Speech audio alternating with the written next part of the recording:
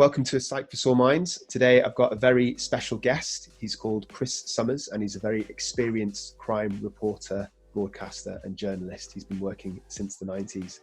Morning to you, Chris. Good morning. How are you doing? Very well, thank you. I've been researching some of the cases that you've been involved in your website, totalcrime.co.uk. Something that really struck me, probably not the most sort of blood-curdling or horrendous of all the cases, but one of the most fascinating, is the extortion of supermarkets. So I saw an article that you released earlier this month. Do you mind telling the viewers a little bit about that and what happened? Yeah, well, it turns out that this is a sort of a type of crime that crops up every decade or every sort of 5 or 10 years. Somebody will try a variation of it, but it's basically where somebody goes to a supermarket, usually one of the big ones, Tesco, Sainsbury's or whatever, and they sort of pick up items. Usually it can be things like baby food or any item where you could sort of take the top off and contaminate it, put it back on the shelf, and it wouldn't be sort of immediately obvious that that's been tampered with. And then they basically extort the supermarket or the baby food manufacturer, and say we're going to carry on doing this until somebody dies or a baby's killed or whatever. And it's the most sort of horrendous, like you say, blood-curdling sort of threat. Fortunately, no baby has died or been injured, but there have been quite a few cases over the years. And in your article, you've talked about people getting caught. I was curious to know, as far as you're aware, has anyone actually gotten away with it? Well, arguably, they probably wouldn't tell us if they had. Usually what happens is there's no big publicity. It's a bit like if, it's not a very common crime nowadays, but when, rich people's children were kidnapped or anyone's kidnapped and there's a ransom demand, there's usually what they call a media blackout. Yeah. So the police will, if anyone finds out about it, like any newspaper or radio, they will be told, please don't broadcast anything about this. Don't say anything about this because it's very sensitive. If the kidnapper finds out, he might just kill his victim. So the same with supermarket extortions. And do you think nobody wants publicity for it? It's not great. Sure. And do you think mostly journalists are respectful of that? Do they listen to the police, would you say? Yeah, I think so. Nowadays, obviously, anybody can consider themselves a journalist. There are the sort of mainstream media, and then there's sort of citizen journalists or anyone with a Twitter account or with a blog can consider themselves, I know how to do journalism, and they're probably not likely to listen to the police or understand the ramifications. It's a bit like when you get people naming rape victims on Twitter, which has been quite an issue. Okay, so it sounds like social media and the internet itself has kind of changed the way that we address and we think about crime. Yeah, very much so. But obviously, the other technology, the big change as far as the supermarket crimes is CCTV. Yeah. It's changed all crimes, much harder to get away with things.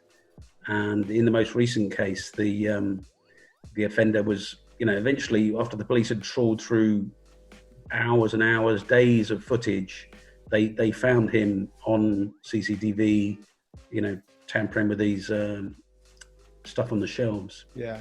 And what shocked me about that case, I read about it on your website, was that it's very recent, right? This was 2020. Yeah. When this happened. Wow. And the other thing you mentioned was that he tried to get paid by, was it Bitcoin or cryptocurrency? Yeah, that's the other sort of difficulty in a crime like any sort of blackmail, extortion, kidnap. How do you get the money?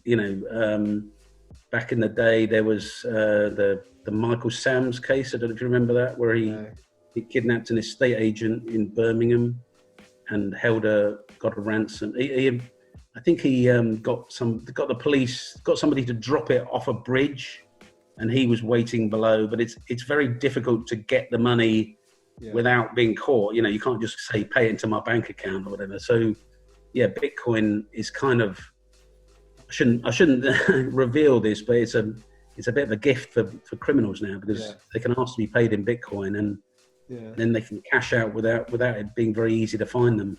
I suppose the whole internet, especially the dark web, makes it easier for criminals to kind of scurry away and hide. Yeah, I mean, I think, you know, crime over the years has been a bit of an arms race. You know, the criminals will find a way to do something, and then the police will catch up, and then the criminals will find another way to do it, and then the police will find a way to, you know, get them. So yeah, it's a constant race. I mean, ever since you've had like fingerprints, and then people found a way around that, and then even DNA, and people become, you know, conscious of how not to leave their DNA. One of the other cases that I thought was really interesting that I read about again on your website was Tookie Williams. So I completely randomly, way before I became a psychiatrist, I read his autobiography. So for those that don't know, he's the co-founder of the Crips. Am I right in thinking you actually interviewed him? Yeah, I did. It's still, you know, one of my most memorable moments in my career, really.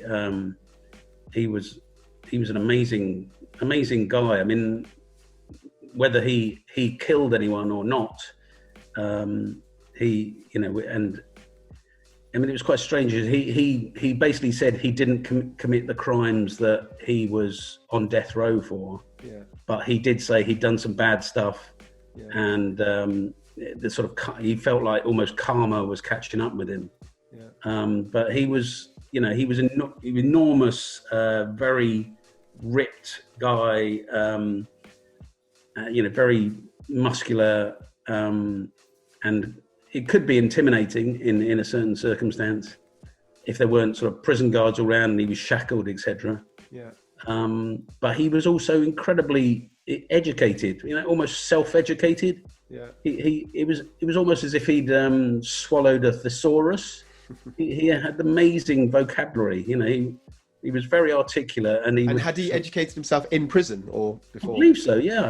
I mean, he'd been in prison for 25 years maybe, and I believe before that he was sort of like a street hood. I think he'd probably had just a high school education, but he'd obviously read a great, amazing amount, and, you know, sucked it up like a sponge. I think he was basically putting out the message to the young kids out there that, you know, don't join these gangs, because it's just a recipe for disaster. Absolutely. What interests me about his background, I do remember this vaguely from reading his book, but I've brushed up on it a little bit, was just the exposure to violence that you had as a kid. So he was being forced by adults to fight other children for their amusement, basically, and was attacked so regularly by older kids in his neighborhood. He was carrying a knife by the age of 12. So it's very easy to sit and judge people that have committed fairly serious crimes. But another way of thinking about it is how can you avoid violence and crime if that's your upbringing and that's your environment? Yeah, I think he grew up in like South Central LA, and gangs and violence was all around him, and he had quite an abusive father, I think, and he just sort of grew into that life. It's quite difficult to get out of that. I mean, I'm not making excuses, because a lot of people do, you know, make it out and get education, get university education and become professionals or whatever, but he didn't. And from what I know, he claims that he started the Crips to join the lots of different factions of neighborhood gangs around LA, because he wanted to protect the neighborhood and for peaceful reasons, but it kind of morphed into something that was violent and uncontrollable. How much of that do you buy? Well, I mean, I imagine, they probably thought by uniting all these gangs that they would just become the most powerful gang, because they would have, you know how the 37th Street Crips or the whatever Crips down the, you know, Fifth Avenue Crips. And they've even sort of spread all over America. You get Crips and Bloods gangs in, you know, Louisville, Kentucky, or, you know, small towns in Missouri. It's quite unique. It's almost I hate to use that sort of marketing talk, but it's like a brand that's become very popular among people who want to be in gangs. I think you're absolutely right. The Bloods and the Crips are brands, aren't they? They have their own colour. They have their own kind of like hand signals. They have sort of certain clothing. So yeah, I think they are a brand. So Tookie Williams was executed, we should probably mention for our viewers, in 2005, I believe. I think 𝐸 was the governor of California at the time, and there were some appeals against the execution, but 𝐸 rejected them. I was wondering, when you meet somebody like Tookie Williams or any of the people that you've come across in your career, do you find it easy to separate judgment from what they've done to actually extracting the information? Does it bother you what they've done? I think I've always been quite good at separating what the person's done and what they because there's no point. You're not going to get anywhere as a journalist by sort of sitting with a sneer on your face and like, oh, you're disgusting. I can't stand you, and sort of throwing out very sort of pointed questions, because you're not going to get you're not going to get a great interview. You're not going to get great quotes. Yeah. But also, I think as a journalist, you need to empathise. You need to. I mean, it's very hard in some cases. Paedophiles, child killers, mass murderers. It's pretty hard to empathise, but you've got to try to see the world through their eyes. What was motivating you? What are you thinking? Obviously, as that some people are suffering from mental health problems. Sometimes it can be borderline. I think there's a borderline personality disorder. Yeah, absolutely. There's narcissistic personality, which is not mental illness, but it does sort of affect how somebody views the world. So absolutely. So I think when you're talking about personality disorders, you mentioned two very key ones in offending: borderline narcissistic. There's also antisocial. It's often misunderstood by the public. So a personality disorder is ingrained, it's part of the person, whereas a mental illness like schizophrenia, for example, is like an episode of being unwell, of being different from your baseline. Yeah. And so I can relate to some of that. Some of the assessments that I do, not all of them by any means, but every once in a while I'll see a really horrific offence like paedophilia or killing a child. And you're absolutely right. If it's quite easy to judge, but there's already a system, there's a criminal justice system that's there to do that. Your job or my job is only to extract the mental health or the symptoms of mental illness. And I think I'm like you, I find it quite easy to separate, but I've certainly seen lots of people in my career who struggled to do that, I think. Yeah, also, I found it quite interesting. I did an interview a couple of years ago with a professor in Canada who I think is pretty much the only person around the world who is trying to research what makes paedophiles, paedophiles, what is in their brain, what is making them do that. And he was saying, it's very difficult to get funding for that sort of research, because the minute people hear paedophiles, they just think, oh no, I'm not funding that. But but if we could cure the world's paedophiles, or if we could sort of find out how to stop that happening, I mean, how many millions, billions of victims could we be saving? Absolutely. And it's similar as regards funding in the NHS, especially for psychiatry and especially for forensic psychiatry.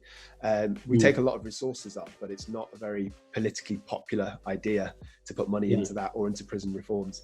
And I agree with you. It's easy to kind of judge that certain people might not deserve resources, but the consequences is if you don't put resources into that, then you're not going to be able to cut down the reoffending rate, etc. So I can see where you're coming from. A question slightly connected to what we were talking about before. I'm curious to know, do you ever get judgment? So do you ever have, either through Twitter, for example, or whatever source of social media, do you have people that suggest to you that you're being too empathetic towards criminals? Too objective? Too empathetic or too sort of friendly,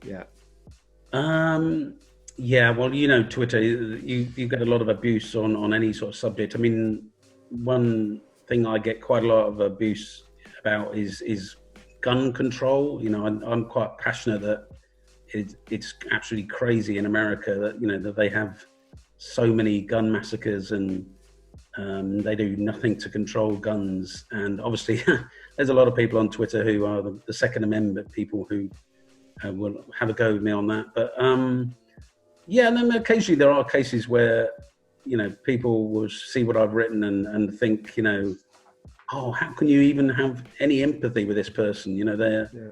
And they just see it as black and white.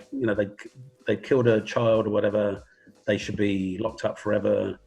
But I mean, there is always a reason, and there's always sometimes somebody can be, driven by something internal or some consequences, some circumstances which will have led them down a road. And I think we need to try to look at why things have happened. Yeah, I completely agree. And I think there's a misconception to thinking that understanding the reasons behind somebody eventually offending is not the same as excusing them.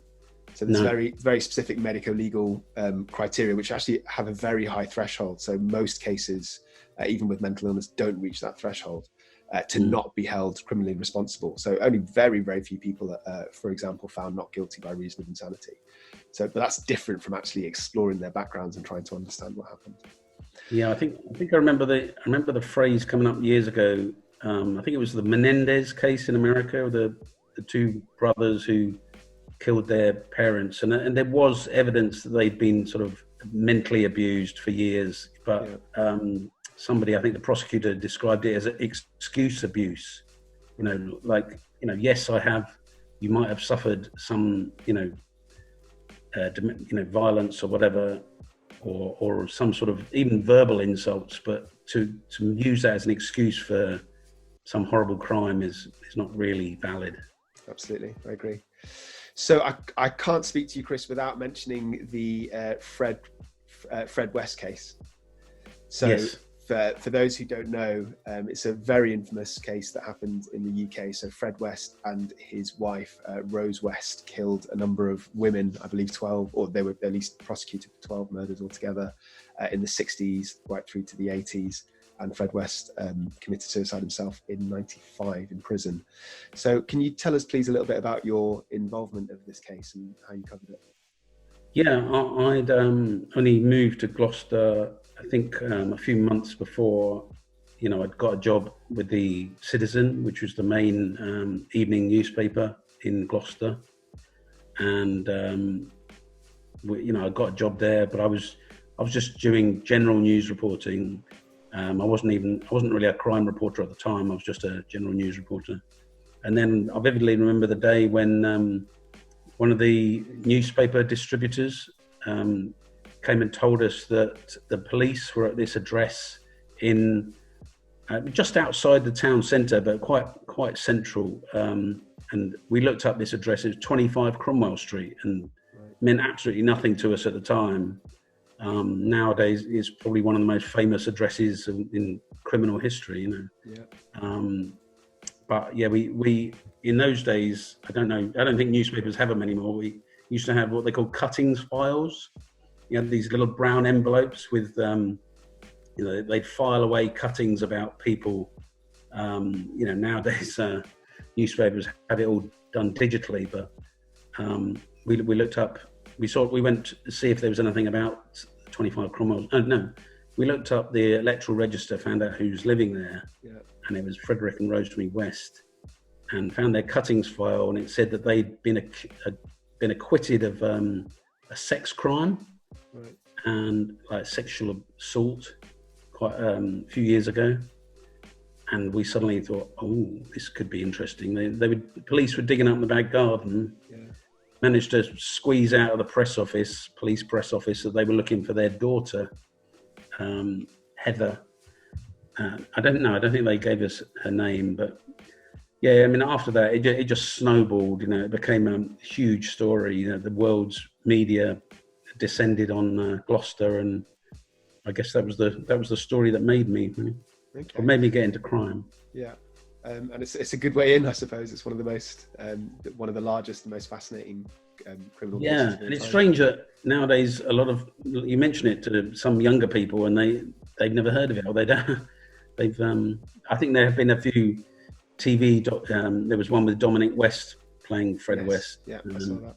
Yeah, which was a very strange casting, but it weirdly worked. You know, he kind of, I mean, Fred was not a good-looking guy, but Dominic West managed to pull it off somehow. Yeah, and were you there at the trial as well?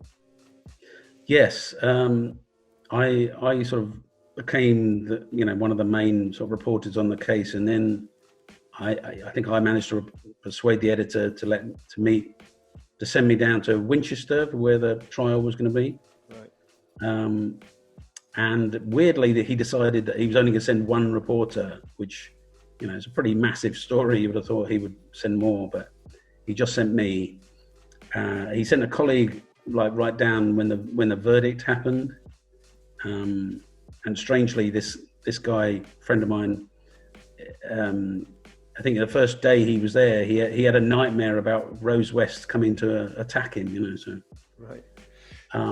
But and that was interesting because during that trial, the BBC reporters were offered counselling, psychological counselling for the evidence they'd been hearing, and the rest of us journalists were sort of teasing them, as if we're too macho, we don't need counselling, but you BBC guys, you get offered counselling. But especially back then, because there wasn't really an acceptance or a recognition of trauma as there is now. Did you get any kind of vibe from Fred West, or any kind of impression just for sitting near him and seeing him? Well, I mean, I only saw him a couple of times in the magistrates' court. There was one notable occasion where he collapsed in court. I'm not quite sure why. And there was a famous occasion where it was the first time he was in court with Rose since they'd been arrested. And there was sort of his body language. He clearly sort of wanted to sort of smile at her, or he still clearly sort of loved her, but she was sort of completely blanking him. And it was obviously part of her defense that she would put forward that he's just a crazy man and he did all these things and I didn't know anything about them.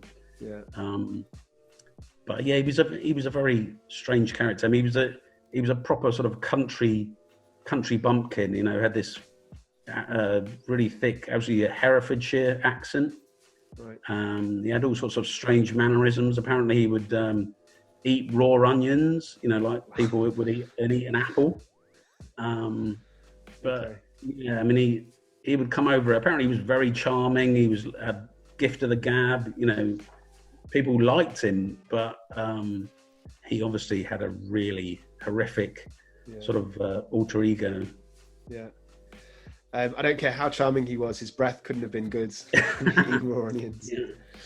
And that kind of leads me quite comfortably to my next question, which is, in terms of cases that you've covered and people that you've seen, which ones have stood out for you emotionally, either because the perpetrator has been very, very cold-blooded or weird, or the opposite, because they've seemed vulnerable to you? Are there any cases that jump out to you? I mean, obviously Fred and Rose, because when I was covering that trial, I had two young daughters at the time. So I was becoming a father, and I was very conscious of, some of the evidence about Charmaine, the other daughter who was murdered. I remember vividly they showed, they're trying to describe how she was identified when all they found was a skeleton, basically. And they showed a picture of her skull, and then superimposed a picture of her, her school photograph, to sort of show how her teeth were similar. So that sort of thing really affected me quite a lot. I thought, how could you do that to your own daughter? But there've been a lot of quite scary characters over the years. A guy called John Sweeney. Yes, I remember him. It was I'm not quite sure if he's a serial killer, because I think he only killed maybe 2 or 3 women. But he was a very scary, horrible character. Drew these grisly drawings of what he wanted to do to women, and in several cases, sort of carried them out. I also remember a case, for some reason, stuck in the mind. I just remember it was a woman who was, she was a mother. I think she lived in the north or maybe the Midlands, and she was quite an attractive woman. And then she became a drug addict. I think she got addicted to crack. And, we were shown during the trial pictures of her before and after. Yeah. And then, when she was a crack addicted sex worker, she was murdered and I think dismembered. And, I think her husband came to the trial. And I just thought, how horrendous would that be if that happened to your wife? She'd also left behind a young child. So yeah, absolutely. I think for me, in cases that I see, a bit similar to you, because I get asked quite frequently, how do you feel about particular cases? Which ones stand out? Who's the most psychotic or the most dangerous person you've seen? And actually, it's not the ones that are the most aggressive that stand out to me. It's the opposite. It's the one where they're very vulnerable. Those are the ones that I remember. So to give you an example, I think I've talked about this in a previous episode, but one of my very first cases was assessing an 18-year-old schoolgirl who became completely psychotic out of nowhere, no kind of history of mental illness, no previous violence. And tragically, she killed her little nephew, her toddler nephew, while she was babysitting him, because she was suffering delusions at the time. She didn't know what she was doing. And obviously just completely changed and ruined her life in the future. She went to prison, then she went to a psychiatric unit. But that sticks out much more to me because you just see how vulnerable she is compared to your violent antisocial male, for example, who commits horrific offences. My next question, Chris, is, generally speaking, how do perpetrators or the accused react to yourself and to journalists? So do you find that they're generally open, they want to talk about themselves, narcissistic, or are they closed? Well, I wished I had been a reporter in America, where everybody seems to be willing to talk to journalists. You get police chiefs and lawyers during the trials, and probably even the defendants, quite happy, loads of media interviews. But over here, it's not the case. I mean, certainly if somebody's been arrested and they're in custody, you're not going to be able to get to speak to them. Even when they're sent to prison, it's very, very difficult to interview people in prison here. Is that because the laws are tighter to get into prison, or is it because the offender doesn't want to speak to you? The whole sort of culture is different. I mean, you probably noticed Piers Morgan and I think Susanna Reid. They've both done series on ITV where they go and interview, very, very serious offenders, serial killers and people on death row in America. And it's clearly very easy to arrange. I mean, like I went to see somebody on death row, but it's so much more difficult here. You will never see somebody interviewed in prison in the UK, unless it's some sort of documentary about prison life, and perhaps but usually not very serious offenders. I've been to see several people in this country who claimed they were victims of miscarriage of justice, and that is one way you can interview people if they are claiming they are victims of miscarriage of justice, and they have to explain to you in great detail, stuff about their case. But again, that won't be televised. But yeah, it's quite a bit harder. And again, criminals are very varying. Some of them, probably the most successful criminals keep very low media profiles. They don't do interviews. They don't speak to the press. But obviously, some just love the attention, and they will happily give you interviews or. So it sounds like some are in it for the notoriety, whereas some actually are in it as a career and want to make money, in which case. Yeah, I mean, usually, the really, really big Mr. Bigs are you've never heard of, because that's the whole point. They want to keep very low profile, just make loads of money, but not draw a lot of media attention. Because as soon as the media if the media is describing somebody as London's Mr. Big, then there's pressure on the police. Oh, we better go and get him now. Yeah, absolutely. Yeah. So something that we've kind of touched on a little bit before that I'm very interested in is obviously the whole face of journalism has changed massively in the last decade or whatever with the internet, with so many websites, with the decline of popularity of newspapers, etc., etc. So my question is, has that affected crime reporting, and has it made it different or harder to actually kind of make yourself stand out amongst a very crowded marketplace, and also to get coverage and to get sort of views and money from what you do? It has changed a great deal. I wrote an article, or did some research about 10 years ago when I was at the BBC. You can still find it on their website, about how crime lost out over the years, especially to showbiz or celebrity reporting. And I sort of looked at newspapers, in 1979 up to 2009, compared them, and the amount of coverage that a crime story, even a sort of fairly mediocre sort of murder case, would get in the newspapers in the 1970s is totally different to what it is nowadays. It's very hard. They don't get much coverage. You'll find the newspapers are full of celebrity news, stuff about reality TV stars. That has taken up huge amounts of space in the news, and consequently, the amount of crime reporters has gone down. The amount of people, if you go to the Old Bailey nowadays, there's a sort of a small handful of very dedicated reporters covering it. Yeah. But back in the 70s and 80s, it would have been heaving. Every single newspaper would have had an Old Bailey correspondent. So it's difficult. Now I remember when I was at BBC, one of the top executives was Craig Oliver, who later became David Cameron's director of communications. Right. And he was always of the opinion of, what's the social issue behind this murder case?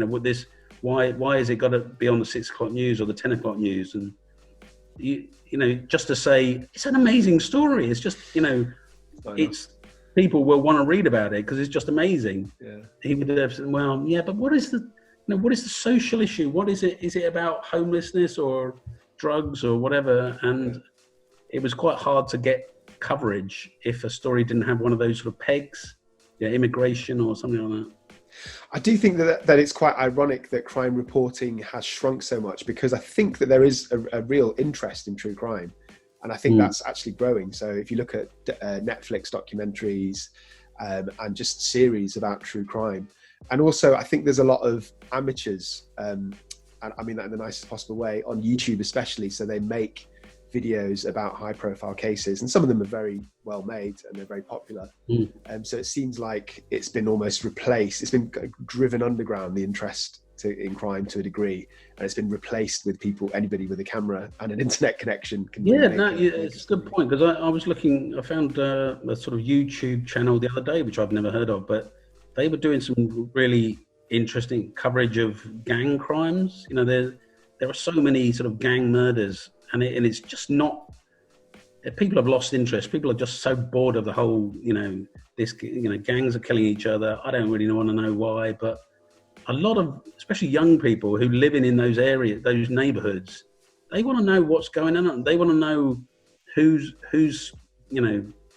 fighting who, and partly because they need to sort of watch out for it, and they need to, be streetwise. And that sort of stuff is not being covered by the mainstream media at all. But there are people out there who are, covering it. Yeah, but I suppose it's quite hard for those. Well, first of all, there's a risk that they might not be very credible. So they might sometimes be inaccurate, or they don't have the integrity and the kind of resources to fact check, I imagine, as the average journalist. And also, I think it's probably quite hard to make a living from it, because it takes a long time to make a decent YouTube video, and you need, thousands. Yeah, some of it seems to be sort of linked to sort of grime music, and I think people are, maybe they're making stuff about the grime scene, and maybe they're actually getting more money from that, but they are, So we're about to finish soon, Chris. What we were talking about before leads me on to asking if you've got any advice for anybody that wants to follow your career footsteps in today's world to be a crime reporter, because there are a lot of people that are interested in that area. Have you got any advice on what to do, how to get yourself out there, how to build a career? Well, I mean, the path I took, which, through local newspapers, has almost sort of withered away now. There are still local newspapers out there, but they are very basic, very skeleton crews. I don't think they really cover crime, court cases. They tend to buy in copy. But yeah, obviously get yourself as well educated, probably get a degree, just get as many, make yourself as employable as possible. Then, try to get a job in one of the, there's still BBC, ITV, Sky, newspapers out there. Or, an alternative way would be to sort of start a career in another path, and sort of do it as a hobby. And, as long as you're doing it responsibly, you know what you're talking about, and you're aware of, get yourself some basic libel and contempt of court training, so you're not going to accidentally libel somebody, accidentally, bring down a massive trial and get yourself in trouble that way. But some people could do it as a hobby, maybe, working, probably not in the police, but in some other field of law. But yeah, just stick at it if you're really interested in it. Feel free, anyone wants to contact me through the totalcrime.co.uk website. I'm happy to give any advice or meet people. But that's very kind of you. Do you mind telling us? I hope there are sort of aspiring crime reporters out there, because it's one of the best jobs in the world. It's fascinating.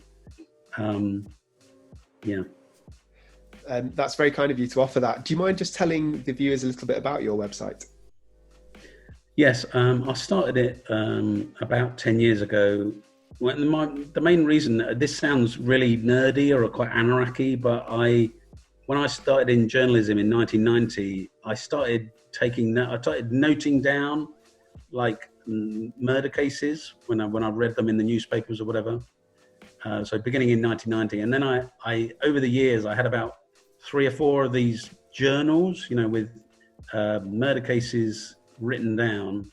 So I decided, okay, I'm going to upload all this onto the internet in sort of date order. So sort of starting in the 1990s, and it sort of says what the crime was, when it happened, who died, who killed them, who was convicted or not convicted or whatever. Yeah. And then I sort of built a website around it with other sort of resources, like there's databases on miscarriages of justice, serial killers, and organised crime. And then I try every month to publish a sort of fresh article about something, like you mentioned, the supermarket extortion. Yeah. And I think I might be doing one that you next month, which you covered recently, the Alec Minassian case. Okay. Which is I think it's quite a fascinating case. It is, absolutely. Lots of medico-legal issues there. Great. I'll very much look forward to reading your article. Oh, maybe I'll hit you up for a quote. You'd be very welcome. I'll be happy to do that. So we're CrimeCon buddies, right? You're going to be at CrimeCon next. Yeah, looking forward to it. Hoping the vaccine does the trick by then. Yeah, it wouldn't be quite the same if it had to be done online, right? No, I don't think so. What's your involvement in CrimeCon? What's your talk about? Well, they haven't specified yet what exactly they want me. I think they want me to be on a couple of panels. They might have a Fred and Rose West panel, or I'm not quite sure. It's not finalised yet, but Sure. I'll be happy to be there on any role they want, really. Great. I will see you there, Chris. Thank you so much for your time this morning. It's been a pleasure to talk to you. I wish you all the best. Thanks a lot. Have a good day. You too. Take care. Goodbye.